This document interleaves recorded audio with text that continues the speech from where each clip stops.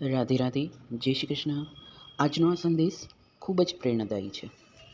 માણસને દુખાવાનો પ્રોબ્લેમ હંમેશા રહે છે કે જે દુખાવો તો એક એવો સંકેત છે કે તમે જીવતા છો.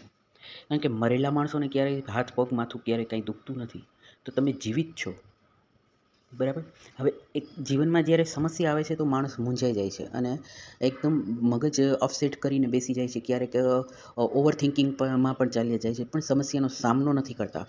તો સમસ્યા તમારા જીવનમાં અગર આવે છે તો એ એવો એક સંકેત છે કે તમે એનો સામનો કરી અને મજબૂત બનો. તો સમસ્યા આવે તો સમજી લો કે સમસ્યા ઈશ્વર એને જ આપે છે જે વ્યક્તિ મજબૂત છે.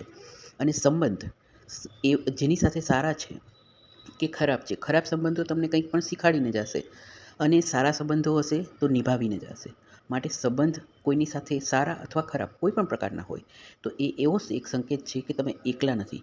દુશ્મનીની રીતે કે દોસ્તીની રીતે કોઈ પણ રીતે તમારી સાથે કોઈ છે ખરું, તમે એકલા નથી.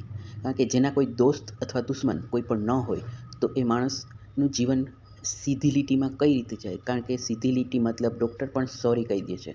માણસના ધબકારા બંધ થાય તો પણ એ લીટી સીધી જ રહે છે. તો સીધી લીટીનો મતલબ કે માણસ દુનિયા પર નથી.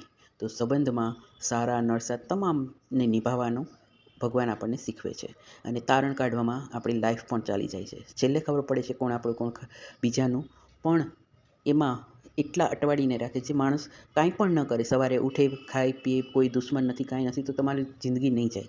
માટે અમુક આવું દુખાવો, સમસ્યા અને સંબંધ ઈશ્વરે આપણને આપેલા છે. તો રાધે રાધે. જય શ્રી કૃષ્ણ. મારી આ વાત કોઈને ગમી હોય તો આગળ કમેન્ટ કરજો. જય શ્રી કૃષ્ણ. મેં મનીષા ગજ્જર.